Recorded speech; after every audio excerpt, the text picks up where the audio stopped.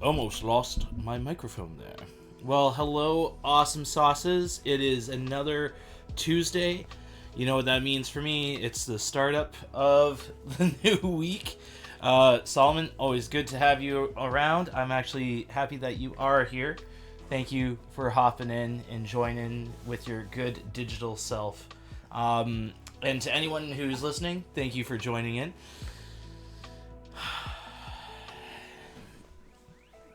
Yeah, thank you for joining in.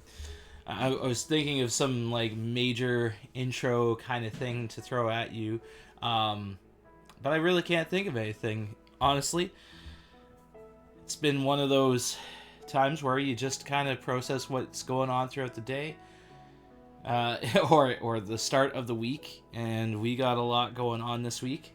So I will say keep our family in your prayers.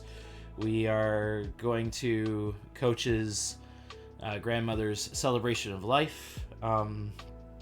Yeah, that's gonna be a little. It's gonna be rough. And so just prayer for the family throughout this time of grieving and how they're working that through. And just pray for our car. We've got some stuff that we're trying to figure out expense wise. That's a little more than what we were anticipating. So just prayer for us as we navigate that, as we're trying to figure out what we're gonna do. Because cars are kind of necessary in Canada. Hate to break it to you.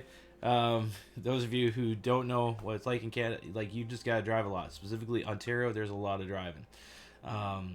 So yeah, just prayer for our family and that, but prayer for primarily my wife's side of the family as they're working still through some grief, and this Saturday coming up as kind of like part of that finality in that. So yeah, nothing like starting the stream on a happy note, don't you know? But we worked through it. Again, thank you for tuning in. Thank you for being here and starting us up here together. I will say this. I did a little bit of pre-reading, not as far as like hardcore, in-depth study on the passage that we were looking at, which, by the way, is Psalm 14. For those of you who are like, where are we at? What's going on? I'm new here. We're here to chew on God's word, and by chew, I mean we read, we go through verse by verse, and trust me, it's not a hardcore insane linguistic study other than analyzing English language and how we have translated it. This is not me looking at the Greek or the Hebrew or stuff like that. There might be some odd parts where I do know that, but this is more to help you guys, those of you who struggle with this, because I know I struggled with this. This was a hard thing for me, not just as a person starting out in, what's my relationship with God look like, or like how do I get into this, but just in general, how do I get into the Bible? How do I sit in that together? And in doing that in a way that's effective, that's helpful. And so this is more of a tool for you to get started in your devotions. And it's a call out for me and consistency of doing that too. So if you know anybody who's just like, man, I don't know how to get in the Bible, it's like, here, do this thing. Not that we are the be all end all. There's tons of resources on there. Heck, even on this Bible app that I use as a baseline for my reading. Shout out to Craig Rochelle. He's not listening, but we're here. To the crew at YouVersion for what they have created in this. Is a good tool to be able to create that consistency, develop that pattern of reading the Bible more consistently.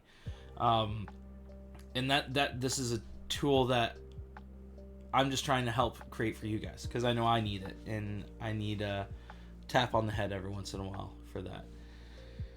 So, without further ado, let's dive right in, get in on the goodness that is Psalm 14. Another psalm by David. Our main man David is getting his writing on, and that's awesome. And let's see what we can glean from it and what we can relate back to other psalms.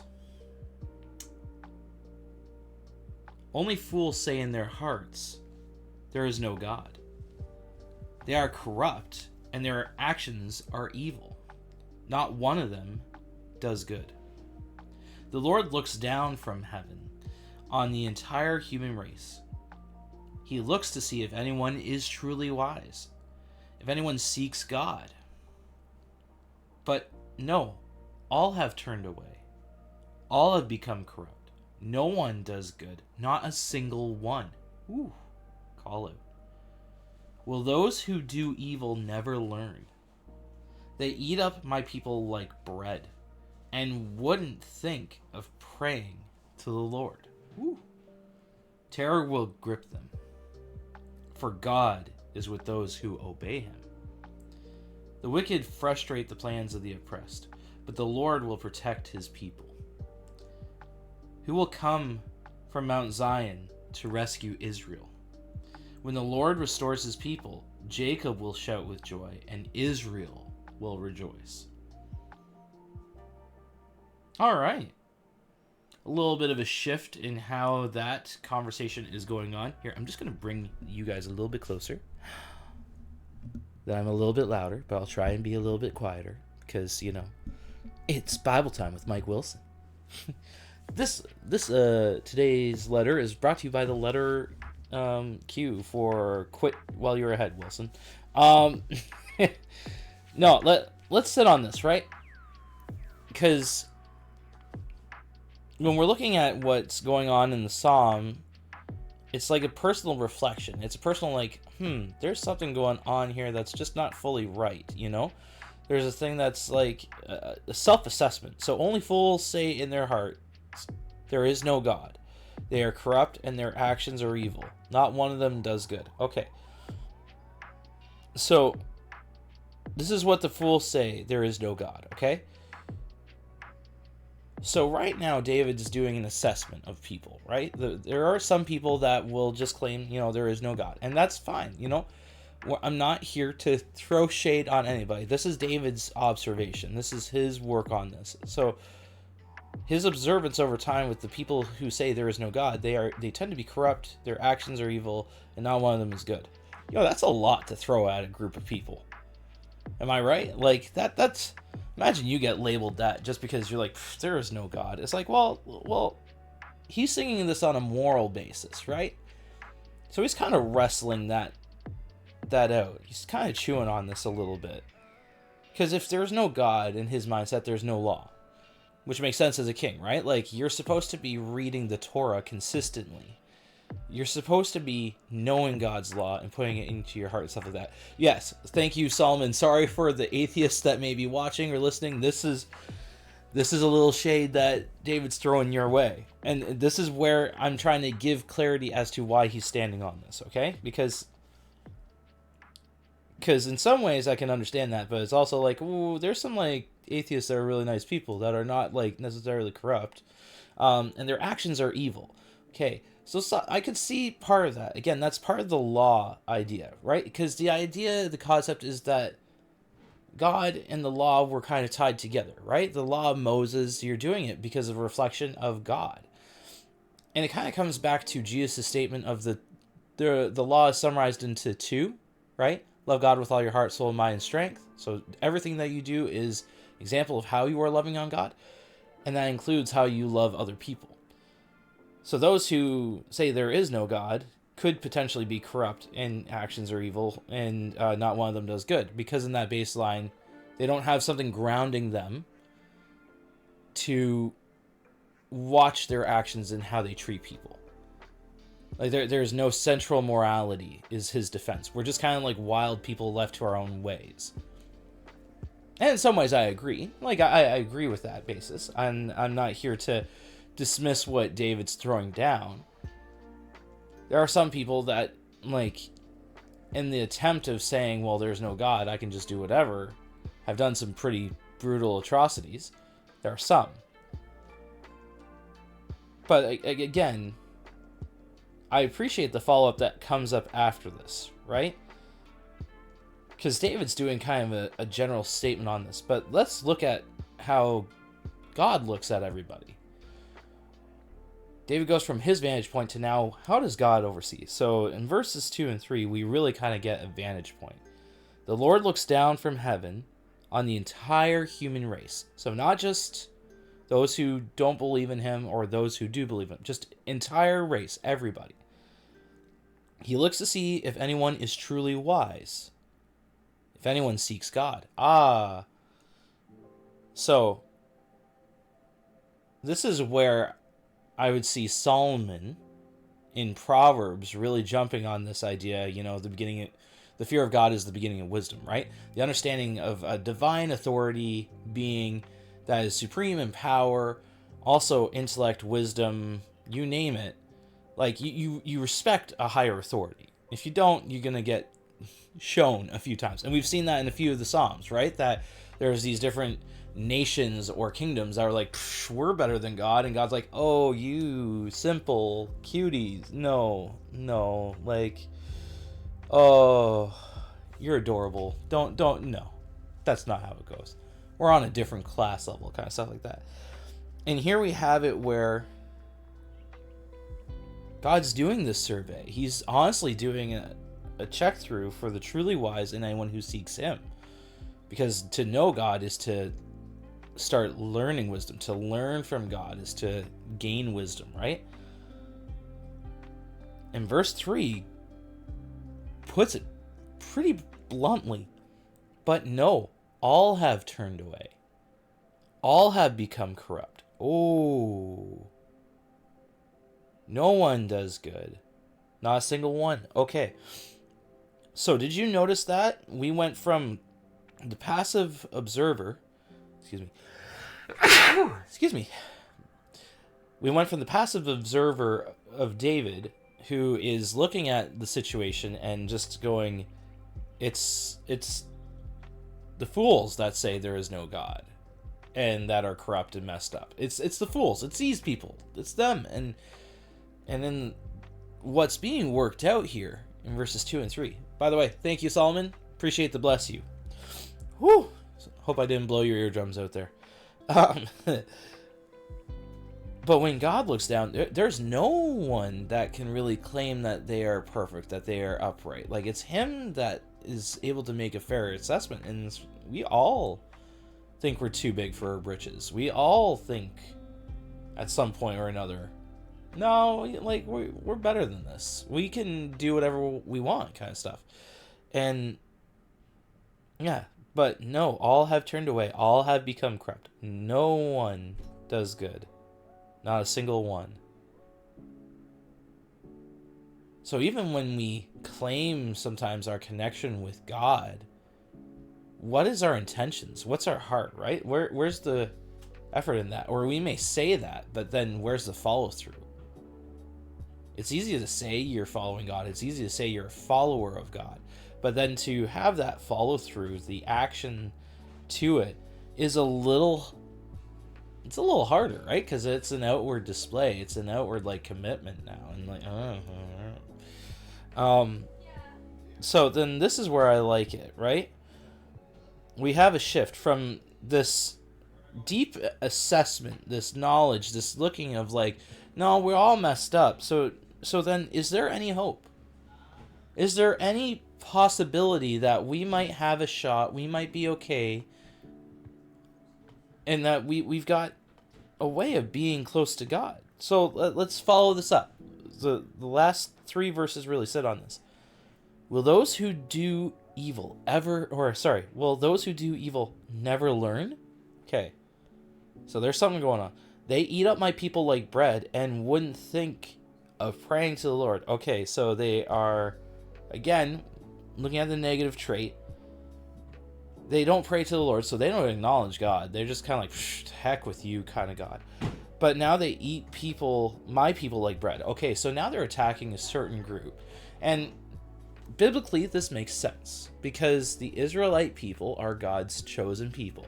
If you don't understand that concept, you kind of have to sit through Genesis to understand where that's at. And seriously, take time to get to your basics here, guys. If you know your basics, the rest of the Bible starts coming together and it starts making sense, because everything goes back and points to this. This is why I really appreciate the Bible Project in their good emphasis of, if you learn Genesis 1 through 11 and you memorize it and you understand it thoroughly, you start seeing collective patterns that point back to it or get back to the main concepts of that. Here we have it that, God's people are chosen, right? God has his hand directing certain people. And in this case, it's the Abrahamic covenant. So this is past Genesis 11. But I'm just telling you, God's hand works throughout this. But these are the people that are being eaten by bread, eaten like bread. They are being wrecked, they're being destroyed. They're just kind of treated as whatever, kind of stuff like that. So this is the thing. So those who do evil, terror will grip them, for God is with those who obey him. Okay, so interesting. The idea of obeying. Obeying is not simply hearing and then just you do whatever, right? I appreciated this in, I believe it's, oh no, I'm not going to reference, my brain's going to fry. There's a passage where it's talking about how Israel's to listen, O Lord. To listen is to obey, to hear and to do something about it. That's what the Israelites are supposed to do here. But this is what he's saying, for God is with those who obey him. Go back to our talks or our devotion times in John. Jesus notifies in John who his disciples are the ones who obey his commands. Makes sense, right? That kind of falls through off of it, because you're going to follow your leader. You're going to be responding to them. You're going to want to do the things that your leader tells you to do, not out of oh shoot, I better service and kind of military-esque vibe, kind of stuff like that. But more because you see the value in what the leader is doing, right? We have some awesome volunteers that are part of our ministry here. Nuggets, Tom, Hoff, honestly, there's countless people. Silver, who does our Discord server. If I tell them to do something, it's not because I want to be the boss over them and be look, you better do this kind of stuff like that. First of all, they're all volunteers, so they could be psh, Wilson, I can step out at any time. Totally understandable. I get it. But they do so because they want to grow the ministry, because they want to see things develop, right? They want to help you guys. They want to help word get out to you guys as much as possible.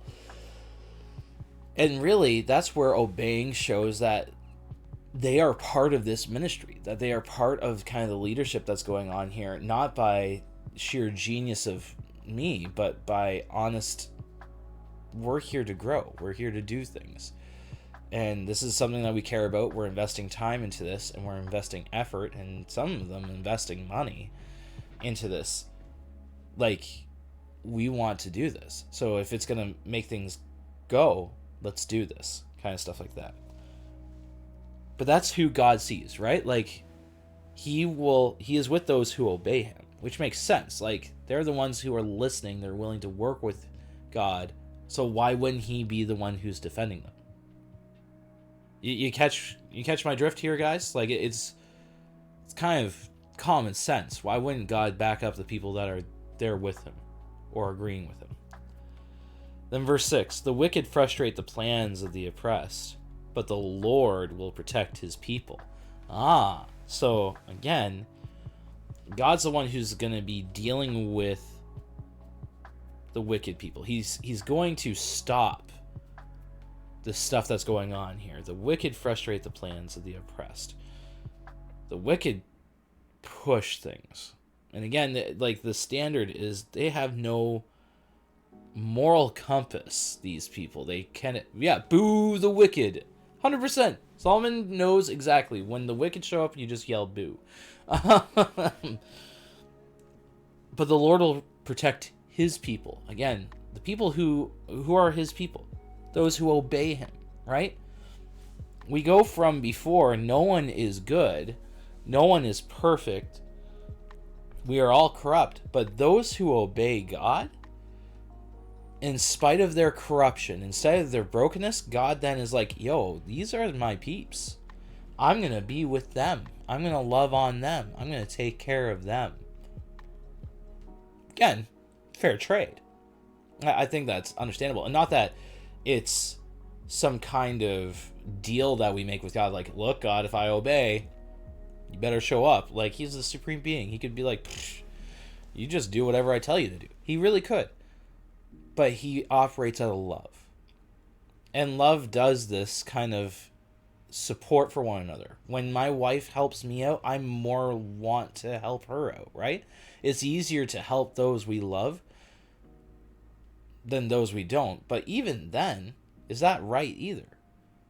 Jesus says we are supposed to love everyone. So imagine that effect, not just in an intimate closeness of just two people, but then expanding that out. That's why God's love is so nuts, right? But I appreciate that God does protect his people. God protects his people. Who will come from Mount Zion? So Mount Zion is like the hill for Jerusalem. This is Jerusalem. Zion is the same thing. So if you're like, yeah, but like if we're talking about Jerusalem or there's Zion or what? No. Mount Zion is like the theological epitome, the mountain of the universe, kind of stuff like that. It's the central mountain of the theological universe because God had put his presence there, his temple, and his people, right? It was the capital of the Israeli nation, the Israelite nation. Who will come from Mount Zion to rescue Israel? Who's going to save this group of people? When the Lord restores his people, Jacob will shout with joy and Israel will rejoice. Okay, so interesting here, right? Who will come from Mount Zion to rescue Israel? Well, who? Well, the one who's on Mount Zion is God, right? When the Lord restores his people. So when God shows up, when God makes his presence known, ooh, guys, like it's going to make such a big deal that Jacob will shout with joy and Israel will rejoice. Okay, so Jacob is going ancestry, right? In fact, actually, Jacob should be also Israel. This is why I like the distinction. Jacob will shout with joy and Israel will rejoice. Jacob was Israel. And that's on the basis of like God changed his name when he had a wrestling match. So when Jacob had a wrestling match with Jesus late one night because, he couldn't get to sleep because he was afraid his brother was going to kill him. And wrestling with that, meeting with him the next day. Like, man, imagine wrestling Jesus. That would be interesting. And apparently Jesus is pretty good at knocking people's hips out. So watch out, guys. Watch out. You wrestle with Jesus, he'll pop a hip. Make you really lean on him. That's another story for another time. But Jacob will shout with joy when the Lord restores his people. So Jacob, it's like the ancestral, like, yes! That's my God. That's the one. He's the defender. He's the one who sees me. He's not the one who just pops out my leg. He's the one who is there helping me, holding me up, protecting not just me, but my family, kind of stuff like that. And then it follows up, and Israel will rejoice. So Israel now is not just one person, Jacob. Now it's a whole nation of people. And so when God shows up, it's not just one person who gets excited. No, like the whole fam can be like, oh, good grief. Let's go. Like, The best way I can equate this, okay? And this is where I'm kind of like hopping on this whole hope for the lost thing, okay?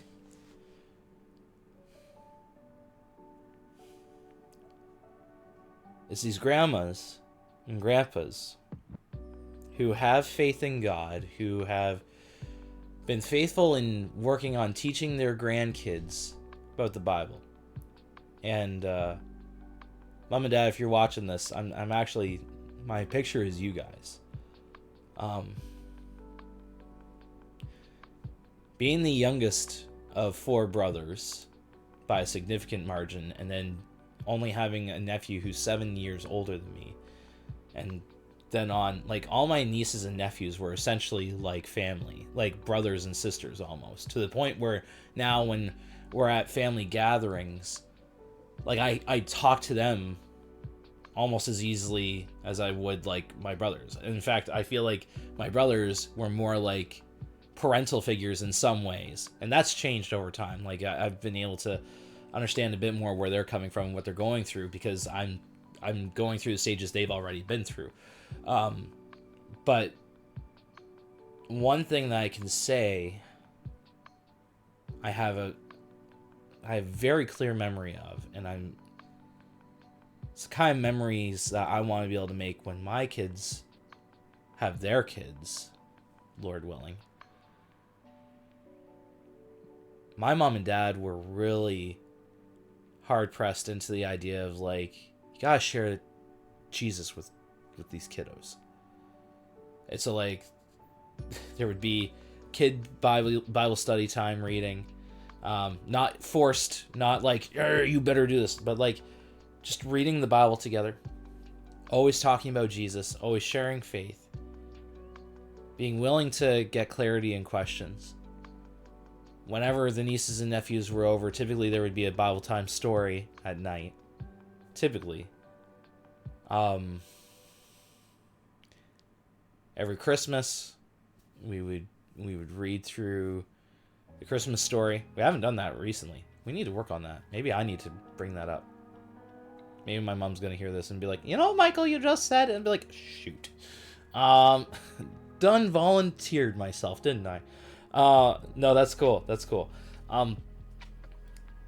But that's a thing that I see here, and we've seen some really cool things of being able to maintain some cool relationships and talks about God. Now, of course, there's some heated tension sometimes that can happen theologically in discussions and stuff like that.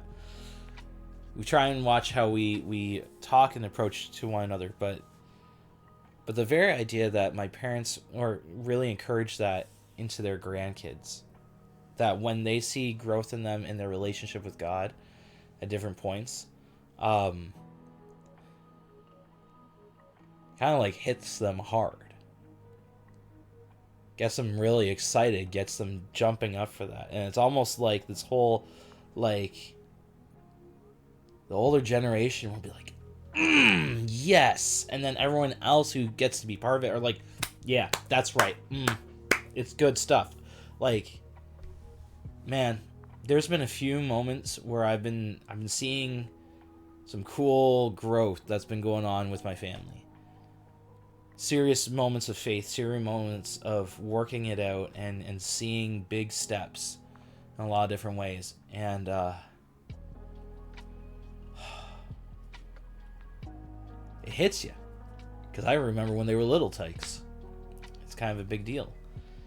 But it's working that out. And I feel like that's why, like, the title of our whole thing is, like, Hope for the Lost. All of us are lost without God. All of us.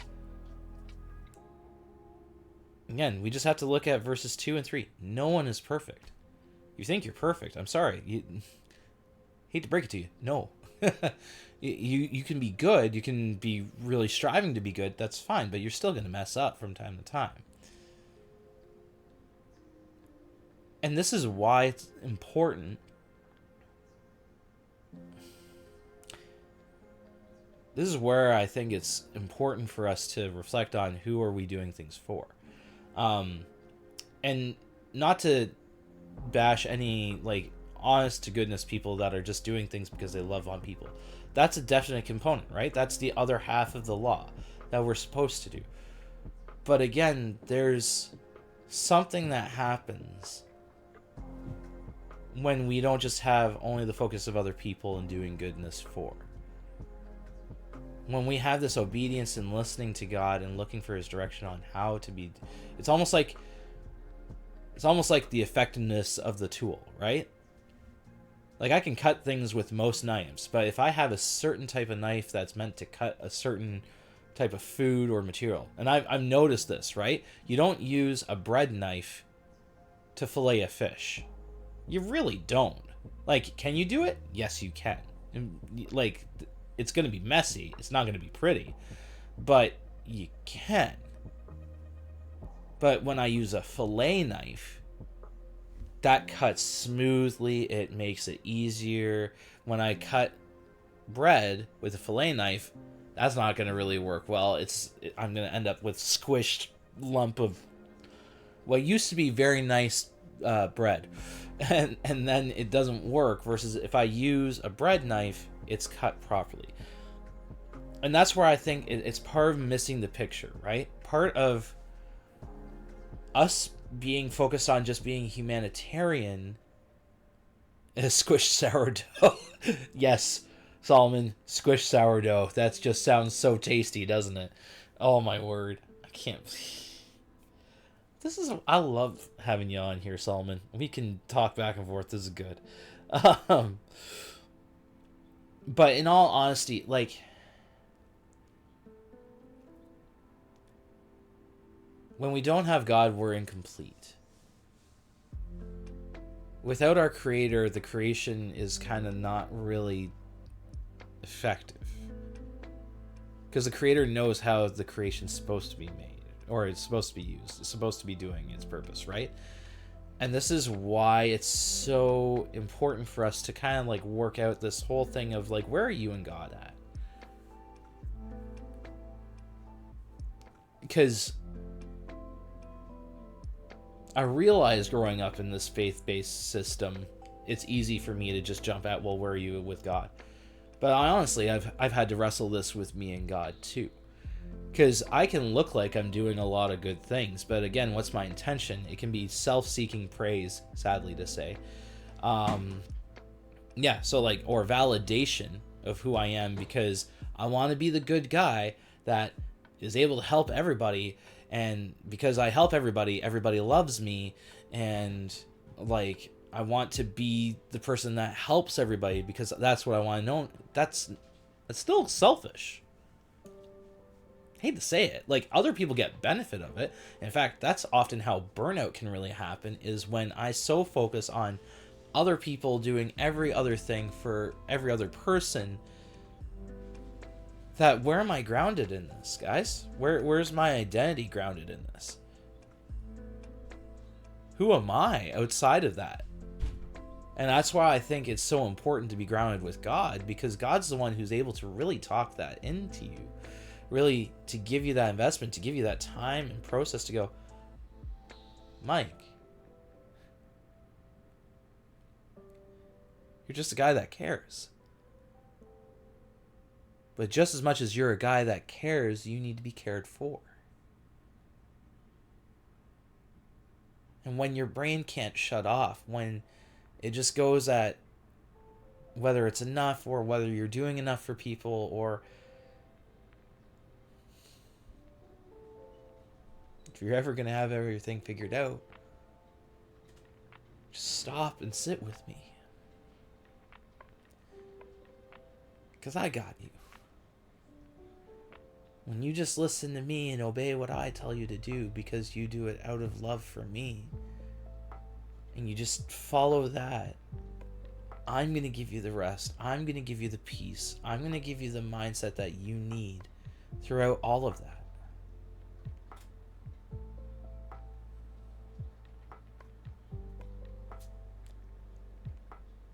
So guys,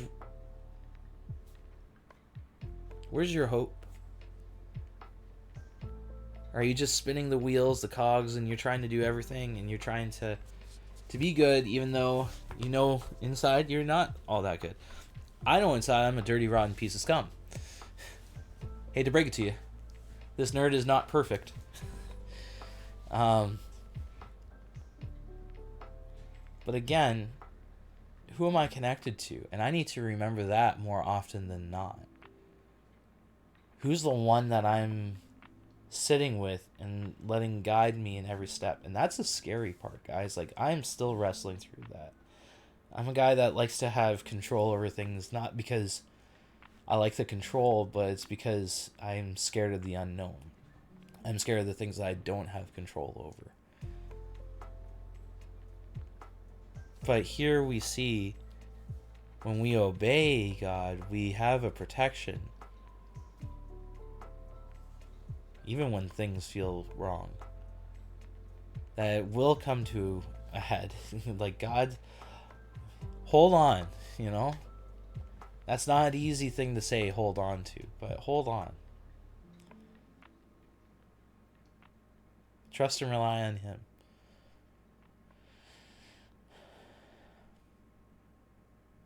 Yeah. Are you willing to do that? Are you willing to obey Him? Are you willing to take that step? So my challenge for you this week, off of that, or challenge today, this week, depends on how hardcore you go at this. And again, comment below in either the video or in our podcast, how has it gone for you? How have you taken this and like tried to work it through? Are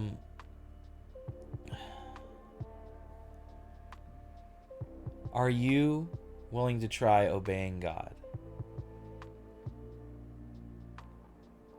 Just take His word, His promises, His stuff that we've got in this Bible.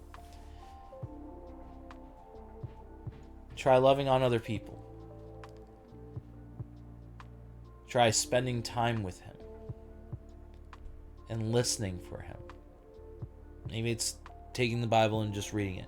Maybe it's joining in on this and sitting on it and then following up the challenges that we've done in the past. But are you willing to take the leap and obey? Even if it seems like, well, what's the point? There's just fighting anyways. There's just brokenness anyways. The evils are still here. Fools are still destroying things. I appreciate that it's God's people that was focused on here, right? It's Israel. But you're also part of that too. You've been grafted into that family. Are you willing to do it? Are you willing to lean on Him? Cool, I'm going to pray. Yeah. Father God, I thank You for this time where we've been able to sit in Your word to chew on Psalm 14. Thank You that we've been able to see that we're not perfect. I appreciate the call out. We've been doing a lot of call out to the wicked, but we need to remember we're not all that great either. What makes us distinct, though, is when we obey You. So there's a tie-in to when we are listening and waiting, or we read about You and You tell us to do something. When we do that there's a difference made. There's protection. You notice us. You see us. And even in our dark moments, when chaos does hit us, when things do go awry, You defend us. You make a difference. God, I pray for my family. I'm not talking about my immediate family. I'm talking about my extended family. Thank You for my awesome parents who have always looked at pointing at You, and they've simply said, just keep on leaning on You, and you're gonna be there. That You got me. So thank You for that lesson, that reminder, even today. I pray that for my brothers and sister-in-laws. Be with them and all their different things that they are doing and going about and working at things. God, that they would be spending time, that Your hand would be clearly visible for them to see and to experience, and that they can appreciate that. Pray for all my nieces and nephews. God, it's cool seeing them grow into young men and women. Holy snap. Makes me feel old, but makes me feel blessed to be able to see them grow through that too. Help them to hold on to you. Help them to cling on to you in different circumstances when life faces them in pretty brutal ways. Remembering their roots. Remembering the stuff that Nana and Papa taught them. Remembering the stuff that their parents have taught them. God,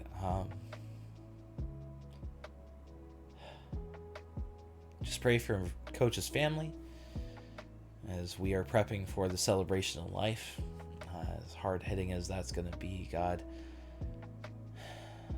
help us to grieve well, but to remember Mary for the love that she gave to this family, the heart for others that she had. God, help me and my kiddos be able to love on Coach, be the support there for her, be an encouragement for her, allow her to grieve well, and same with Coach's parents and her sister. Help us to do that well, to just be with them. God, I pray for those of us that are struggling with different illnesses, things that just flip our worlds upside down. I pray that they would tangibly see your hand with them, not in a fluffy way, not in a, oh, like that's a little comfort, but God, honestly, in the midst of some anger, hurt, or bitterness out of it, because by golly, I know I could get bitter on that. God, you meet us in our silence. Thank you for that.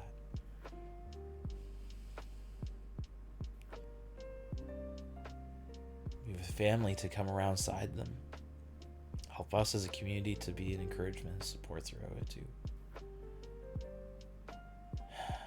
And God, I just pray for people in Florida that have had their homes literally flipped upside down. God, I just pray that you would be coming alongside them, taking care of them, that communities around them in that state would be coming in and just jumping at helping, taking care of these families, investing in them, giving them space, giving them shelter, giving them hope in the midst of what can be a very brutal situation, really sucky situation. I don't know how I would handle if I came home to that.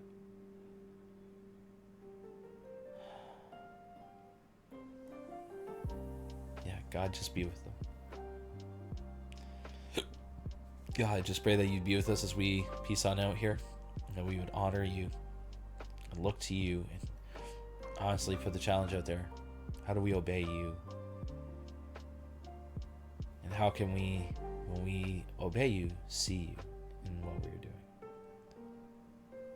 Meet us there. We ask this in your name. Amen. Well, guys, another good stream, another good time chewing on another chapter in Psalm. Tomorrow, I do have a staff meeting that's going on, so I will sadly not likely be on. Ooh, awkward. However, I should be back on Thursday. Yeah, Thursday I should be good. Here, same time, same awesome channel, kind of vibe, kind of stuff like that. We'll figure it out. But yeah, just keep us in your prayers, okay? And Solomon, I'm keeping you in my prayers. Like seriously, all the time. Got you right here, and right here, both spots. You're occupying 2 spots, man. Occupying 2 spots. Important, bro. But yeah, be sure to hop on tomorrow for sure with our Nuggets of Wisdom section headed up by the awesome, the amazing nuggets himself. It should be a good time. I love that man. He's such a good dude that jumps into great nerdy moments, but even better faith dives. And so come on, check it out there. And without further ado, you guys behave yourselves. Try out God's promises. Obey them. Call on him. See how he shows up. All right. Adios, guys.